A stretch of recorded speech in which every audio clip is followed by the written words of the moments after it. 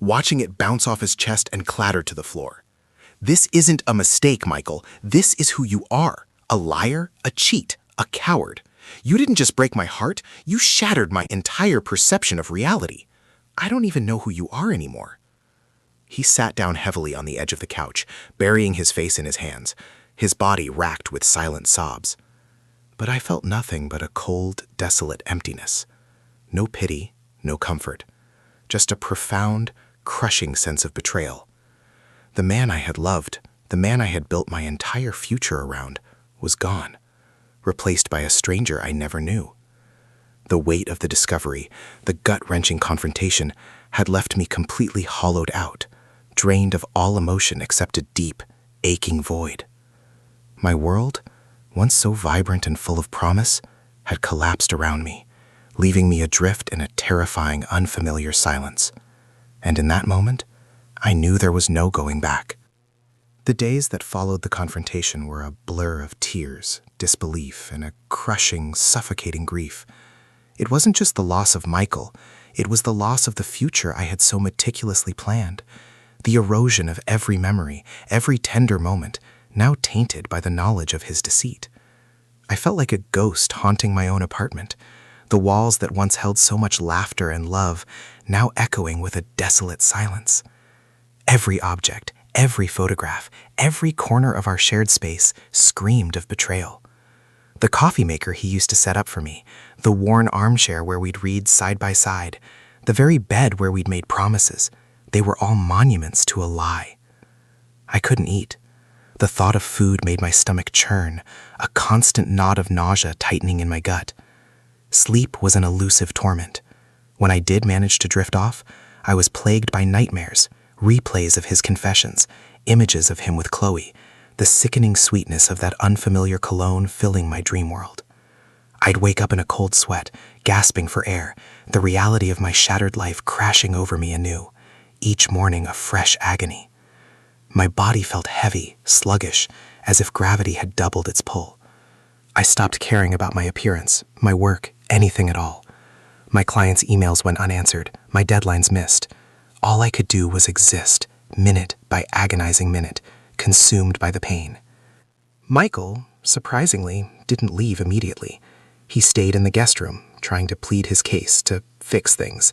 His voice was hoarse, his eyes red-rimmed, but every apology, every desperate plea sounded hollow, self-serving. He kept saying he loved me, that he made a mistake, that he'd do anything to win me back. But the words felt like sandpaper against my raw wounds. How could he love me when he had so carelessly, so cruelly destroyed me? I couldn't look at him without seeing the lies, without remembering the specific words he'd used in text to Chloe, the contempt in calling me the old ball and chain. Every time he tried to touch me, a jolt of pure revulsion coursed through my veins. The man I had loved was a phantom. This person, this shell, was a stranger. The hardest part was telling David and Sarah. Sarah had returned from her mother's just before I discovered everything. I called David first, my voice trembling as I delivered the devastating news.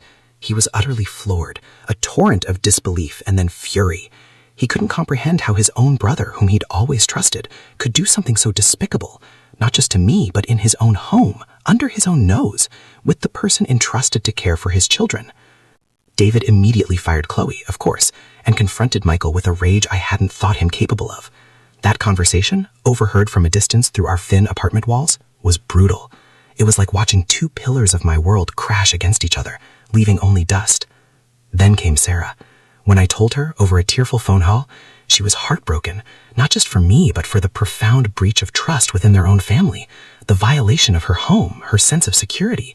She had loved Michael like a brother, and now that bond was severed, irrevocably. It was painful to witness her pain, to know that my heartbreak had caused a ripple effect, tearing apart the fabric of our extended family. The innocence of her children, blissfully unaware of the ugly drama unfolding around them, made it even more agonizing. I finally told Michael to leave. The weight of his presence in our home, even in the guest room, was unbearable. He packed a few bags, his movements slow and defeated. There were no grand declarations, no dramatic scenes, just a quiet, choked goodbye that felt more like a surrender than an ending. The apartment felt eerily empty after he was gone, but also, paradoxically, lighter. The oppressive cloud of his deceit lifted, replaced by a vast, cold emptiness that felt more manageable than the suffocating presence of his lies. The aftermath was a tedious, painful process of disentanglement. Dividing our possessions felt like dissecting a corpse. Every item held a memory, a story, a shared experience that was now poisoned. The wedding china we'd picked out, the quirky artwork we'd bought at a local fair, the mismatched mugs we'd collected. Each piece was a sharp reminder of what we had built and what he had destroyed. I moved out of the apartment eventually, needing a fresh start, a space untainted by his betrayal. I found a small, quiet place across town, a one-bedroom with a tiny garden, far from the bustling city center we once loved. It felt sterile at first, devoid of character, but slowly, meticulously, I began to fill it with things that were purely mine, pieces that carried no echoes of him. The emotional collapse was profound and protracted. I spent weeks in a fog, going through the motions, barely functioning. Therapy became my lifeline. My therapist, Dr. Ramirez, was a kind, empathetic woman who helped me navigate the labyrinth of grief, anger, confusion, and overwhelming sadness. She helped me understand that what I was feeling was not just heartbreak, but trauma. The betrayal had triggered a deep wound, shaking my very sense of self-worth and my ability to trust. It wasn't just what he did, but how he did it. The insidious, calculated deceit, the gaslighting, the emotional manipulation that had left me questioning my own sanity for months. The reflection came slowly, painfully. I started to reread my old journal entries, going back to the days before I found out, noting the subtle shifts, the ignored red flags, the instinctual whispers I had silenced.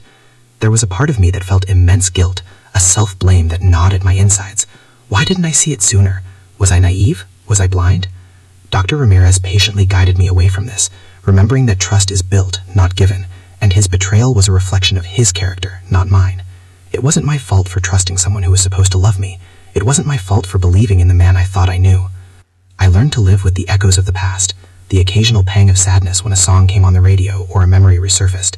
The anger still flared sometimes, hot and consuming, especially when I thought of Chloe, or the casual disrespect of his actions. But it was no longer a constant companion. It had receded, replaced by a weary acceptance, a quiet strength I didn't know I possessed. My writing became my solace, my sanctuary. I poured all my raw emotions, my grief, my rage, my journey towards healing, into my words. It was cathartic, a way to process the unimaginable, to transform my pain into something tangible, something that might even help others someday.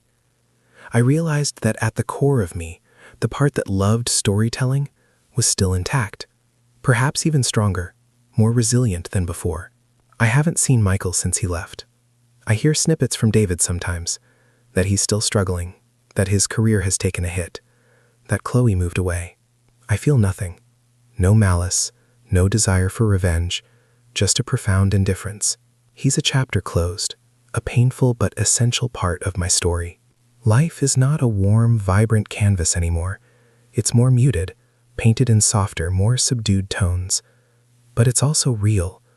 The fake bright colors have been stripped away, revealing the honest, sometimes jagged landscape beneath. I'm rebuilding, piece by painful piece. I'm learning to trust again, slowly, cautiously. I still believe in love, though my definition has shifted, hardened by experience, tempered by the knowledge that even the deepest connections can be shattered. I no longer seek a fairy tale. I seek authenticity, honesty, a love that is brave enough to face the storms without resorting to deceit. The ending isn't a happy one in the traditional sense. Not yet. There's no magical reunion, no sudden resolution. It's realistic. It's messy. It's the long, arduous road of healing. I still have scars, deep and invisible, etched into my soul. But I'm here. I'm standing. I'm breathing. And for now, that is enough. I carry the weight of what happened, but I also carry the resilience I found in its wake. The world broke me, but it also showed me I was unbreakable. And that, in itself, is a story worth telling. My story.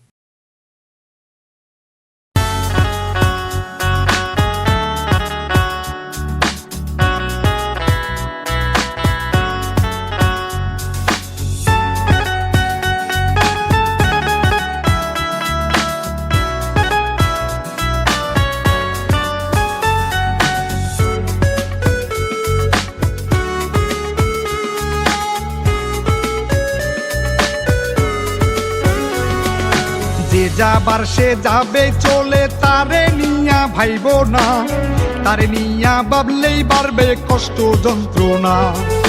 যে যাবার সে যাবেই চলে, তারে নিয়া ভাইবো না, তারে নিয়া ভাবলেই বাড়বে কষ্ট যন্ত্রণা। এত ভালোবাসার পরেও পাইলাম না তার মন, আমারে সারিয়া বেইমান ধরছে আরেকজন। হাত বান্ধিব, পা বান্ধিব, মন বান্ধিব কি দিয়া, একটা মন তার 12 জনকে রাখছে রে দিয়া। হাত বান্ধিব, পা বান্ধিব, মন বান্ধিব কি দিয়া, একটা মন তার 12 জনকে রাখছে রে দিয়া। একটা মন তার 12 জনকে রাখছে রে দিয়া।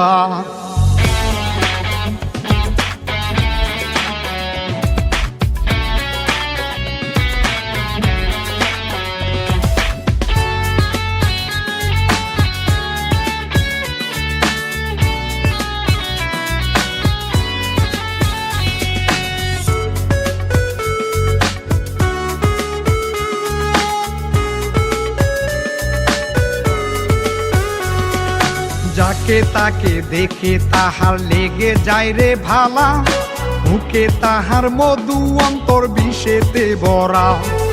যাকে তাকে দেখে তাহার লেগে যায় রে ভালা, মুখে তাহার মধু অন্তর বিষেতে ভরা। মিষ্টি কথার মায়া জালে কইরা আমন্ত্রণ, আমার কলজা খাওয়ায় তাদের কইরা নিমন্ত্রণ। হাত বান্ধিব, পা বান্ধিব, মন বান্ধিব কি দিয়া, একটা মন তার 12 জনকে রাখছে রে দিয়া। হাত বান্ধিব, পা বান্ধিব, মন বান্ধিব কি দিয়া, একটা মন তার 12 জনকে রাখছে রে দিয়া। একটা মন তার 12 জনকে রাখছে রে দিয়া।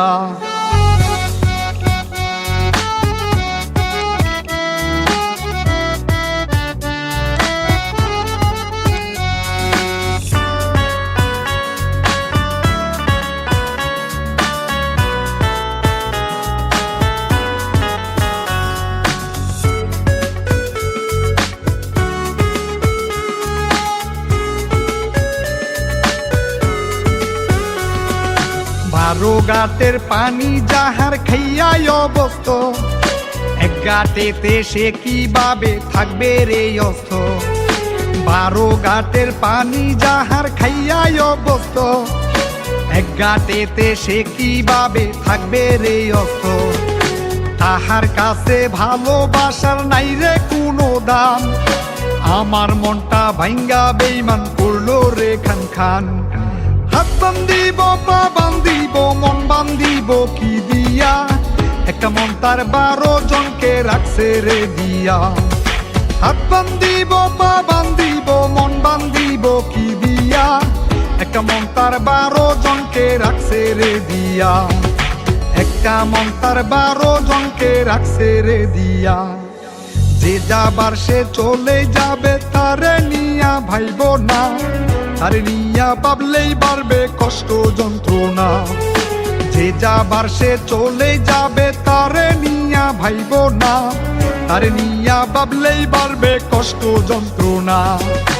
এত ভালোবাসার পরেও পাইলাম না তার মন, আমারে সারিয়া বেইমান ধরছে আরেকজন।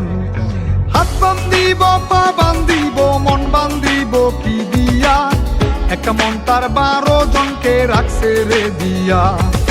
হাত বান্ধিব, পা বান্ধিব, মন বান্ধিব কি দিয়া, একটা মন তার 12 জনকে রাখছে রে দিয়া। একটা মন তার 12 জনকে রাখছে রে দিয়া।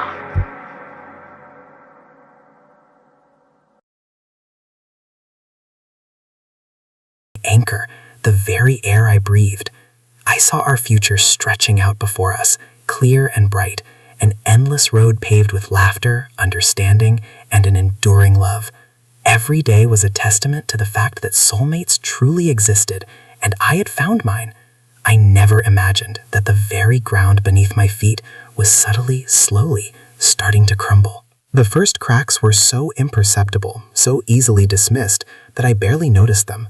Or perhaps more accurately, I chose not to notice them. It started subtly, a shift in the ambient noise of our life together. Michael, always so engaged and present, began to retreat into himself more often. He'd be glued to his phone more than usual, even during dinner. When I'd ask what he was looking at, he'd offer a vague, just work emails or reading up on a new design trend. His replies were short, clipped, lacking the usual expansive detail he'd share about his projects.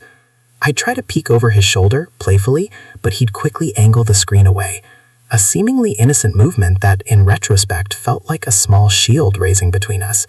My internal alarm bells, still very faint, would chirp, but I'd quickly silence them. He's just stressed, I'd tell myself. Architecture is a demanding field. He's probably just focusing. Then came the late nights. He'd always been dedicated, but suddenly working late became a more frequent occurrence. Sometimes he'd text me around 7 p.m. saying he was stuck at the office with a deadline and wouldn't be home until 10 or 11. Initially, I was understanding. I'd save him dinner, keep it warm, or just wait up for him. But the texts grew more frequent, the excuses a little more elaborate. One night he called, his voice strained, saying a client had an emergency change request on a major project and he'd be pulling an all-nighter. I worried about him, of course. I offered to bring him coffee or a late-night snack, but he always politely declined, saying he was in the zone and didn't want the distraction. A tiny seed of doubt, cold and sharp, began to sprout in my chest. It was irrational, I told myself. He loved his work. He was ambitious. This was just part of adult life, the grind. Our conversations began to feel superficial. The deep, meaningful talks we used to have, the easy sharing of our day's triumphs and frustrations, slowly dwindled. When I tried to initiate them, he'd often seem distracted, his eyes drifting away, or he'd quickly pivot to something else. He'd ask about my day, but his questions felt rote, lacking genuine curiosity. And when I'd ask about his, he'd give non-committal answers. Same old, or nothing exciting. The intimacy, both physical and emotional, started to recede. Our casual touches in the kitchen became rarer, our evening cuddles on the couch less frequent. Even in bed, there was a subtle shift. He'd often fall asleep facing away from me, or be so engrossed in his phone before bed that the usual pillow talk, the soft whispers and shared silences, faded into oblivion. When we did make love, it felt different, less connected, less passionate, almost perfunctory at times. I'd lie awake next to him, feeling a hollow ache in my chest, a terrifying emptiness in the space that used to be filled with pure warmth and belonging. I started to notice other things. His clothes, usually immaculately kept, sometimes smelled faintly of an unfamiliar cologne, something sweeter, fruitier than his usual earthy scent. When I asked him about it, he'd shrug. Must be from a colleague at the office, or maybe the dry cleaner changed their detergent. His explanations were always just plausible enough to quiet my growing unease, but not quite convincing enough to fully erase it. He started showering immediately when he got home, sometimes even before greeting me, which was unlike him. He'd claim he was sweaty from the commute or had a long day, but it felt like he was washing something off, erasing traces. My denial was a powerful, comforting blanket. I clung to it fiercely, wrapping myself in memories of our earlier, happier times. I'd replay moments in my head, his laugh at the barbecue, his hand reaching for mine across the Italian restaurant table, our first morning in our apartment, trying to convince myself that the man I loved was still there, just buried under the pressures of work or stress or some male midlife crisis I didn't understand. I'd scour articles online about relationship changes, about how to rekindle romance, about men and stress. I blamed myself sometimes, wondering if I wasn't enough, if I'd become boring, if I'd let myself go. I tried harder, dressed up for him, cooked his favorite meals, initiated conversations, tried to spark intimacy. But it felt like I was throwing myself against a wall, getting nowhere, only to be met with a polite, almost pitying indifference. The emotional distance grew into a chasm. He became secretive with his phone, always keeping it face down, or taking it with him even to the bathroom. If I happened to glance at it, he'd snatch it up, a flash of defensiveness in his eyes that quickly vanished behind a forced smile. He started going to the gym more often, which I initially thought was a good thing, a healthy habit. But then he'd come home smelling not just of sweat, but again, that faint, unfamiliar fragrance. He bought new clothes, a more modern, slightly trendier style than his usual classic casual. When I commented on it, he said he was trying to update his look. I saw a man who was subtly transforming, a man I thought I knew inside and out, slowly becoming a stranger. Every new detail, every small change was a pinprick, a tiny wound that accumulated, slowly draining the lifeblood from my trust. My gut screamed at me, a constant low thrum of dread, but my brain, desperate for the familiar comfort of our past, fought back, rationalizing, denying, inventing countless innocent explanations for every red flag. I lived in a twilight zone of suspicion and willful blindness, desperately trying to keep the dark at bay, all while feeling it steadily creeping closer, its cold tendrils wrapping around my heart.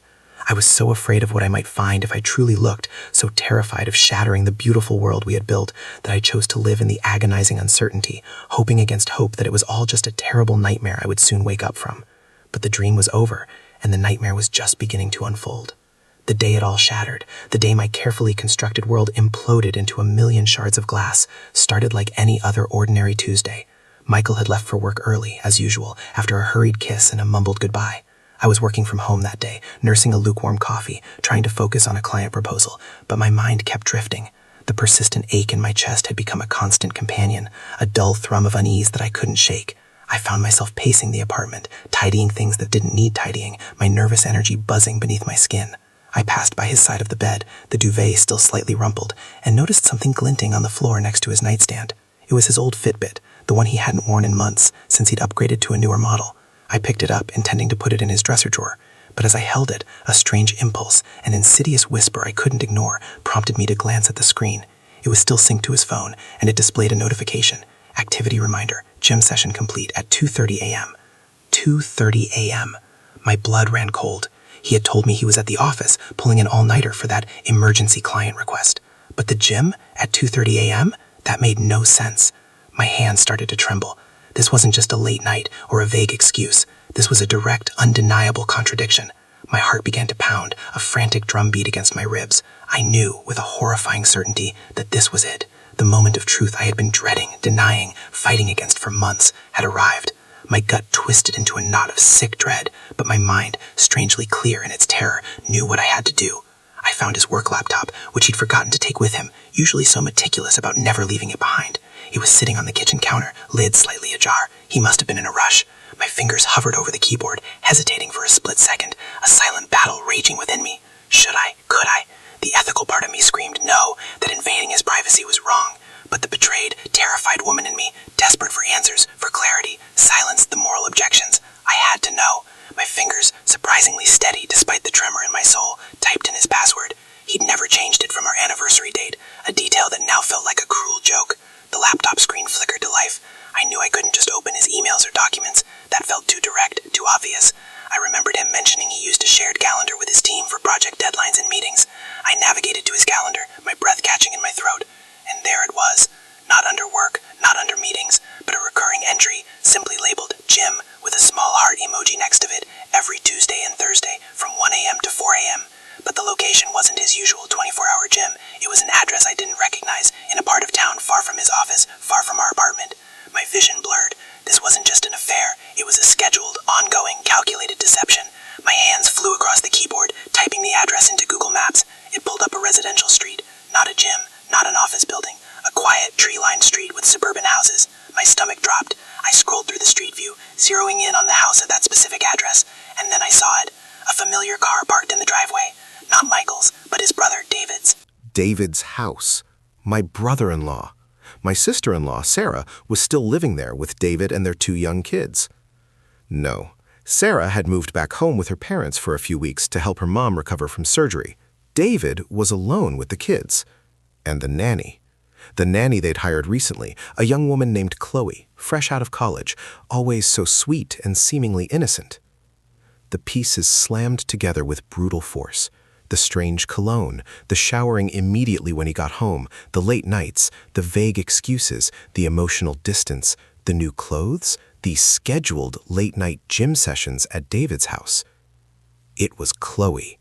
It had to be. My husband, the man I loved, the man I trusted implicitly, was having an affair with our sister-in-law's nanny right under David's roof while Sarah was away. A wave of nausea washed over me, so potent I thought I might vomit. The betrayal wasn't just Michael's, it was the sheer audacity, the proximity, the casual disregard for our entire family. David, my kind, trusting brother-in-law, a man Michael had always looked up to. I scrolled further down Michael's calendar, a horrifying, morbid curiosity consuming me. There were other entries, obscured, but a few stood out. Lunch with client, Cafe on Elm. Except I knew for a fact, because I'd driven past it countless times, that Cafe on Elm had closed 6 months ago. Another entry, meeting, Anderson Tower. Michael's company had never had dealings with Anderson Tower. It was a competitor's building. He wasn't just cheating. He was living an entire secret life, a meticulously crafted web of lies and deceit, spanning months, maybe even a year. My phone rang, making me jump. It was Michael. "Hey, babe," he said, his voice annoyingly normal, cheerful even. "Just wanted to check in. I'll probably be home a little late tonight. Big meeting with the new developers. Don't wait up for me." The words felt like daggers. Developers, meeting, lies.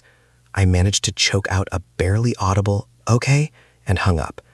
My hand was shaking so badly I almost dropped the phone. I couldn't breathe. The air in our apartment, once so comforting, now felt thick with deception, stifling me. I started to hyperventilate, gasping for air, tears streaming down my face, hot and relentless. The beautiful canvas of our life together had been ripped to shreds, utterly defiled. Michael, my Michael, the man who was my everything, was a stranger, a liar, a cheat. And the betrayal felt so much deeper, so much more agonizing, because it wasn't just a random person, it was someone connected to our family, a young woman who had been welcomed into our fold, into our home, into our conversations about childcare and family events. The sheer disrespect, the utter disregard for me, for David, for everything we had built, was a physical blow. I sank to the floor, clutching my chest, the cold tiles pressing against my trembling body. The scream that tore from my throat was primal, guttural, a sound of pure, unadulterated agony and rage. It was the sound of a heart breaking into a million irreparable pieces. The world went dark, even though the sun was still blazing outside. My future, our future, had just evaporated. The confrontation was less a conversation and more a visceral explosion of raw pain and anger. When Michael finally walked through the door around 7 p.m., whistling a cheerful tune, he found me sitting on the sofa, the laptop open on the coffee table, displaying the Google Maps image of David's house and the calendar entries. My face was streaked with dried tears, my eyes probably swollen to twice their size, but I felt a chilling calm, a terrifying numbness that had settled over me after hours of weeping. He took one look at me, then at the laptop screen, and his cheerful facade crumbled. His face went pale, draining of all color, and his jaw slackened. For a fleeting second, I saw pure panic in his eyes, before it quickly morphed into a defensive, almost aggressive blankness. "What is this, Sarah?" he managed, his voice a low, rough whisper, laced with a feigned innocence that made my stomach churn. "Don't you dare," I hissed, my voice surprisingly steady despite the tremor in my entire being. "Don't you dare try to lie to me, Michael. I know everything." I pointed a trembling finger at the screen. 2:30 a.m. gym sessions at David's house with a heart emoji? Cafe on Elm, which closed 6 months ago? Anderson Tower, which isn't even your client? And the nanny, Michael? Chloe? Our family's nanny? He flinched as if I had physically struck him. His eyes darted around the room, anywhere but meeting mine. "Sarah, you're jumping to conclusions," he started, a desperate plea in his voice. "It's not what you think. I can explain." "Explain what?" I screamed, the calm finally shattering. "Explain the smell of that cheap, sickly sweet perfume you keep trying to wash off? Explain why you suddenly need to shower immediately after you get home from work? Explain why you stopped looking at me, touching me, seeing me? Explain why you needed to schedule your clandestine rendezvous in the middle of the night in my brother-in-law's house with the girl who takes care of his children? The same children you pretend to love? Explain that, Michael, because I'm waiting."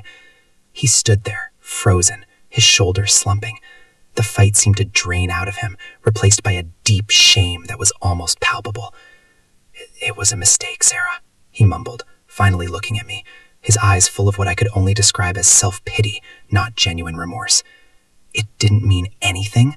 My laugh was harsh, brittle, devoid of humor. "It didn't mean anything?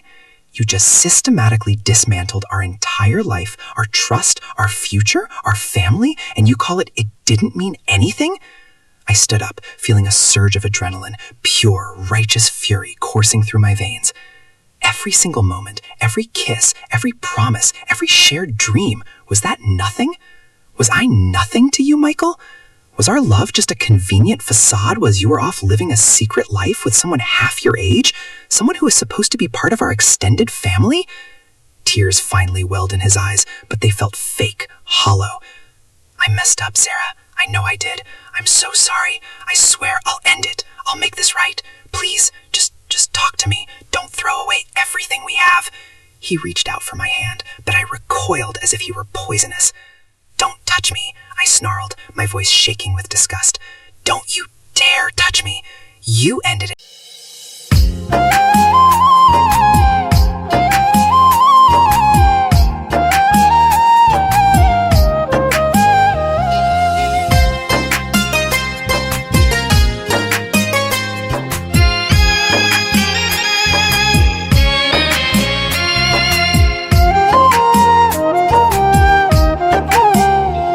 তুই সুযোগ পায়া দিলি দুঃখ, সুযোগ পায়া দিলি দুঃখ আমার সরল দিলে, দেখবো আমি তোর কপালে কোন ব্যারিস্টার মিলে, ওরে দেখবো আমি তোর কপালে কোন ব্যারিস্টার মিলে। সুযোগ পায়া দিলি দুঃখ, সুযোগ পায়া দিলি দুঃখ আমার সরল দিলে, দেখবো আমি তোর কপালে কোন ব্যারিস্টার মিলে, ওরে দেখবো আমি তোর কপালে কোন ব্যারিস্টার মিলে।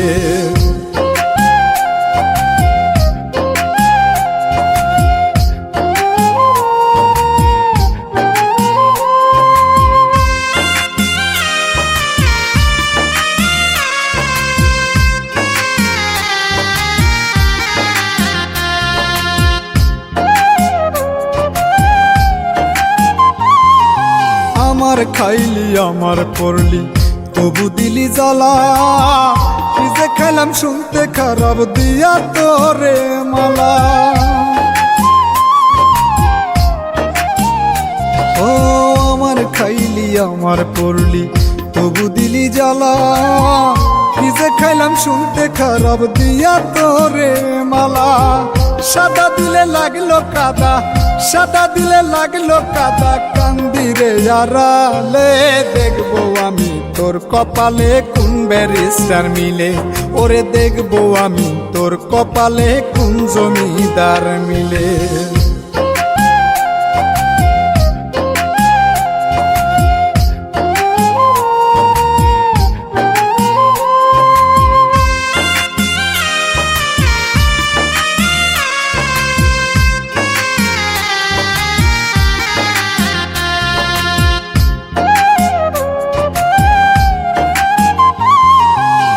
জানি তো হবে এমন, জানতাম যদি আগে, তবে কি আর প্রাণ থাকিবে তোরে মায়া লাগে। ও কে জানি তো হবে এমন, জানতাম যদি আগে, তবে কি আর প্রাণ থাকিবে তোরে মায়া লাগে। কয় মল্লিকে বাঁচি এখন, কয় মল্লিকে বাঁচি এখন, আপদ বিদায় হলে, দেখবো আমি তোর কপালে কোন জমিদার মিলে, ওরে দেখবো আমি তোর কপালে কোন ব্যারিস্টার মিলে। ও তুই সুযোগ পায়া দিলি দুঃখ, সুযোগ পায়া দিলি দুঃখ আমার সরল দিলে, দেখবো আমি তোর কপালে কোন ব্যারিস্টার মিলে, ওরে দেখবো আমি তোর কপালে কোন ব্যারিস্টার মিলে। সুযোগ পায়া দিলি দুঃখ, সুযোগ পায়া দিলি দুঃখ আমার সরল দিলে, দেখবো আমি তোর কপালে কোন ব্যারিস্টার মিলে, ওরে দেখবো আমি তোর কপালে কোন ব্যারিস্টার মিলে।